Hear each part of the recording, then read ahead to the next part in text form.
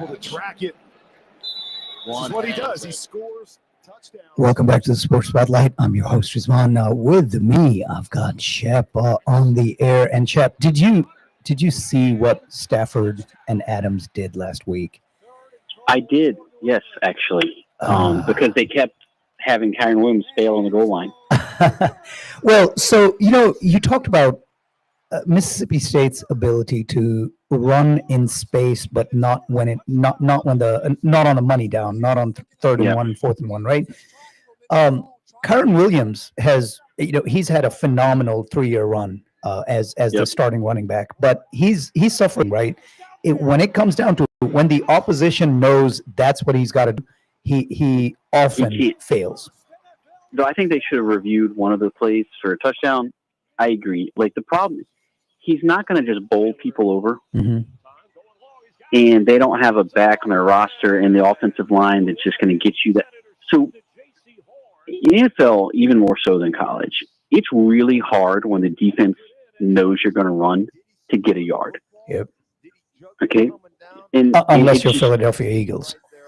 In which case, hey, look, that's going to get banned this year in the offseason. There's almost no way that play survives because there's just too much video evidence out there of their guards leaving early and the officials not being able to officiate the play. See it, catch it, officiate it. Yep.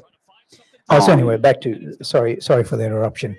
But yeah, the NFL, it's just too hard to get unless you've got a really good offensive line, or the other team is truly thinking you may pass. If they're all in on the run, man, it's tough to stop it. Yep. Yeah, just too much. I should say. Too much man up front to try to gain that 1 yard. Absolutely. So last week, obviously what the Rams did to the Jaguars was, I mean, it was surprising. It kind of took place as we were. As we were on the air, and man, oh man, it was a debacle, and I don't know if the Jaguars are going to recover from that. But one team, sorry man, I've got a frog in my throat. So one team that did pull a victory, 13-6 over the Jets, the hapless Jets. But look, a W is a W, especially in the pros, man. It's hard to win games, and they won the game 13-6. Put themselves up above 500, and now comes the test. Now they play the Bills going in about 16 minutes. What do you see? I know what I see. I've got my Bills jersey on now. I know what I hope for and what I see. What do you see happening in this game? Are the Bills in trouble? So the Bills are straight, right? They're on the road. The Panthers I think the Panthers are smoke and mirror, but they are undefeated at home so far this year. I don't trust the Panthers offense, but equally, I don't trust the Bills defense or the Bills wide receivers. Yeah.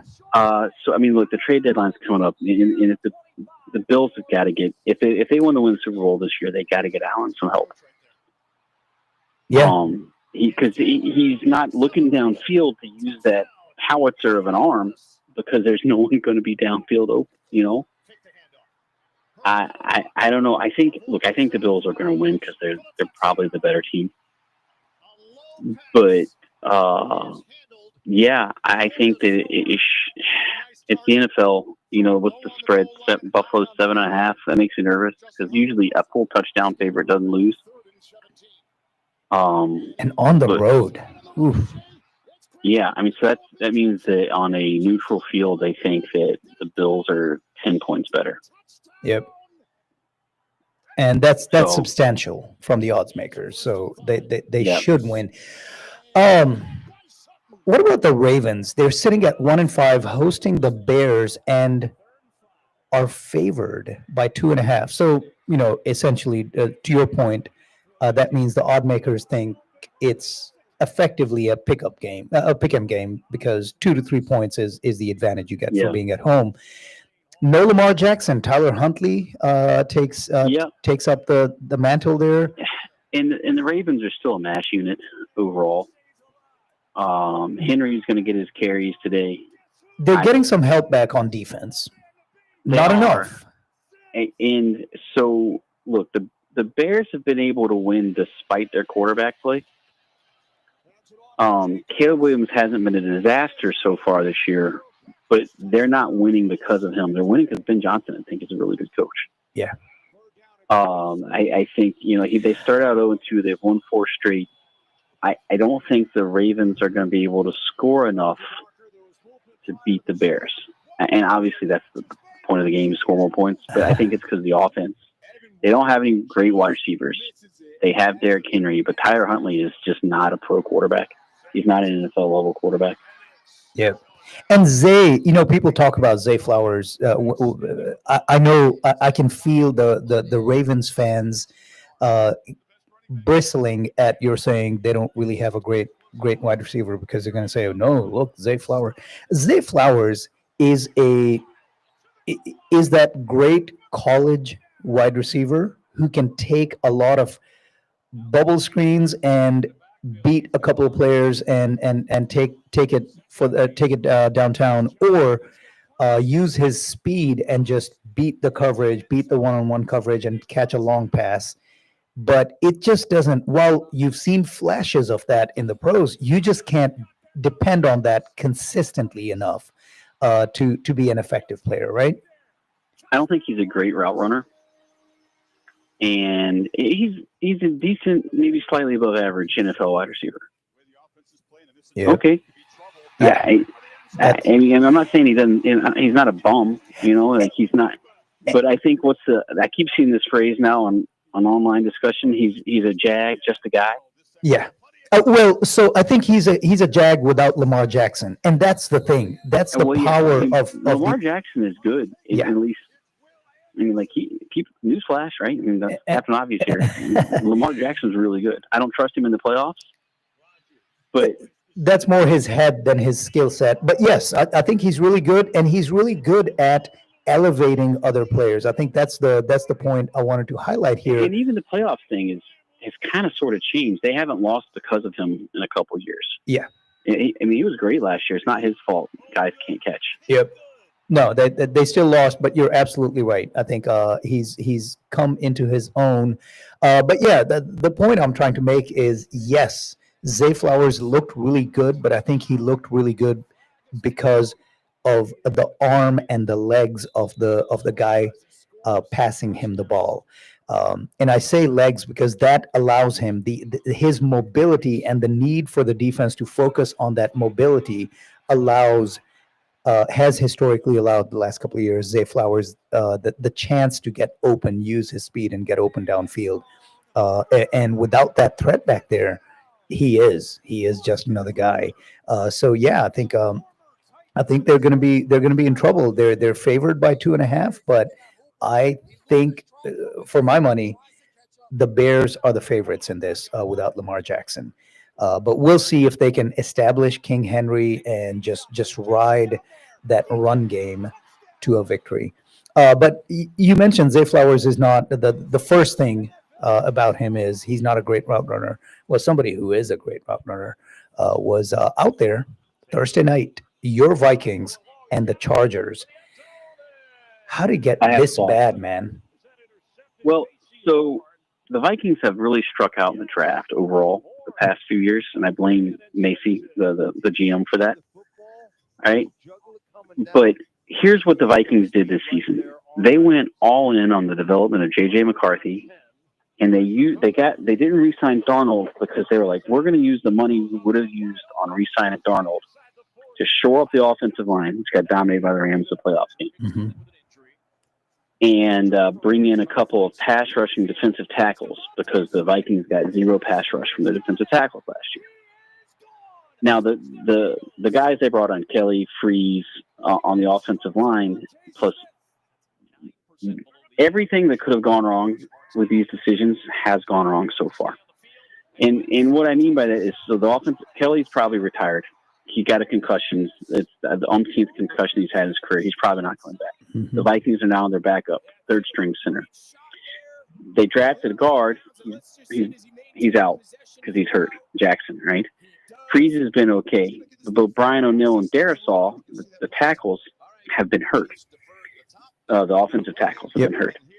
The defensive tackles have not been in any way useful against the run and aren't generating enough pressure on passing downs, partially because the Vikings aren't getting in a lot of third and longs because teams can run the ball against them to justify it. And J.J. McCarthy is hurt. He's going to start next week, but he will have missed a full 6 weeks. So we don't know if he's going to develop the way that the Vikings wanted to. Ergo, they're now 3-4. And the season kind of already looks lost from a Viking fan's perspective because I don't know how they overcome the injuries of the offensive line and the woefully inadequate talent on defense because their corners aren't special. That's why they got cooked. Yeah. Again against the Chargers. And the Chargers finally got their best offensive lineman back in all. When Harbaugh has a good offensive line, he dominates. His teams are really tough. Because that's what he's based the identity of his team around. When Harbaugh has a strong offensive line, he makes Jaime Vidal look like an all-star, right? Yeah, and the Vikings can't stop the run. So that look, I like Kevin O'Connell. I think he's actually a really, really good coach, and I hope the Vikings don't fire him. I think they need to get rid of the general manager, though. I think you're absolutely right. He's the guy who look, it's going to be a lazy take to say they were they 13-4 last year? They had 13 wins, right? Yeah. Or 14. Wins. Yeah, they lost the Lions for the NFC #1 seed, and then they went on the road in the playoffs, and the Rams just beat them down. Yeah. So if the season goes downhill, the lazy take would be, look, they were 13-4 with Sam Darnold, and whatever they end up being 8-9 or 7-10 without him, and that was the problem. But I don't think it's as simple as that. With the offensive line problems, even if they had signed Sam Darnold, I think he'd be having a hard time staying upright. Exactly. And I think that's the thing that gets lost. And again, at the risk of sounding like we're harping on the same thing, I mean, we keep saying this. It's the line, stupid, right? It's the offensive and defensive line, and people just don't seem to get. And clearly, maybe I'm being harsh on the GM here. Maybe he did see it, which is why he let Darnold go and tried to shore up the offensive line. So maybe his approach was right, but the results aren't. He did not shore up the offensive line, and the results are in front of you. And what's happening is one more wasted year of one of the, if not the greatest wide receiver in the last 20 years. When did Randy Moss retire? Randy retired. It was after 2005. Yeah. Okay. All right. Sorry. One of the the top 3 to 4 wide receivers of the last 20 years. I think he's great. You can't rely on free agency to build your team. You got to have good draft picks. Yeah. And I just don't think that the Vikings have hit on their draft picks. Dallas Turner is not going to be it. Yep. I just Kwesi Adolfo-Mensah, he's missed on too many draft picks. And if McCarthy doesn't hit, he's hanging his hat on the Addison pick. And Addison, look, they're not going to be able to pay both Jefferson and Addison, so they're going to have to trade him for draft capital. And look, McCarthy is disappointing. Yeah, I think we don't know enough yet on McCarthy, but still, if brass tacks, what it comes down to, 2 games and change he's played, and he's had one good quarter in that week 1, right? In that fourth quarter. So small sample size. Stay healthy, which is a talent in and of itself. Absolutely, can't perform if you're not taking the field. All right, real quick before we move on to the next thing, got to tell our listeners we're down to 5 minutes. So, by the way, if you have not finalized your fantasy football lineups, go do that right now. But a couple of things I gotta tell our listeners. lots and lots of stuff going on, starting with tonight, Qawwali night at the UTD with Shahriar Reza. Yes, Shahriar Reza live on stage at the beautiful UTD auditorium, singing the greatest of all time Qawwalis and Sufi hits with live musicians, is happening tonight at 7 p.m. at the UTD campus. For tickets, contact Omer Khan at 972 322 7553. I already talked about the food festival that was supposed to take place later today. That's been moved out to next Sunday. And before we get to next Sunday, there is the Mushaira, the poetry session coming up on Halloween night. We had a wonderful conversation with Maria Khan. I did on my Wednesday evening show, talking about that. So if you haven't purchased your tickets yet, go ahead and get them. The Aligarh Alumni Association of TFW presents Mahfil Mushaira. Lots of world-renowned poets are going to be there. This beautiful gathering will be held Friday, October 31st from 6:30 p.m. to 11:30 p.m. at the Serene Event Center in Plano. And grab your tickets at aaadfw.com/events. What else? I think that's all the pertinent stuff that we talked about. Let's wrap up this conversation with the team that's not just on everybody's mind right now, but really for the last 5 to 6 years or so. The Kansas City Chiefs tomorrow night, Monday night, are going to be hosting the Commanders. The Commanders now sitting at 3-4. The Chiefs, after looking a little dicey early in the season, have righted the ship. Maybe it coincided with the criminal comeback. I'm sorry, Rashee Rice coming back. Yeah. It looked like a whole different offense. Look, the offense was starting to get right even before, the week before, right? Yeah. When the Chiefs were at 2 and 3. Xavier Worthy, by the way. I saw that. I was putting in a claim, but I think Pete got him His targets have just disappeared the last few weeks. Yeah. I still think he'd be good for that big play, maybe once every other game, maybe once a game. But yeah, you're right. I think Rashee Rice, with him come back, like he's good. It's obvious. The targets were already going down. Yeah. And now I think they're going to – I can't rely on him as a fantasy player. I think he's a good player still because of what you said, the big play they can scheme up, which Andy Reid's just genius at. Yeah. Every couple of games. But consistently, he won't be able to give you the consistency that you need on that team in that league. The Chiefs are good.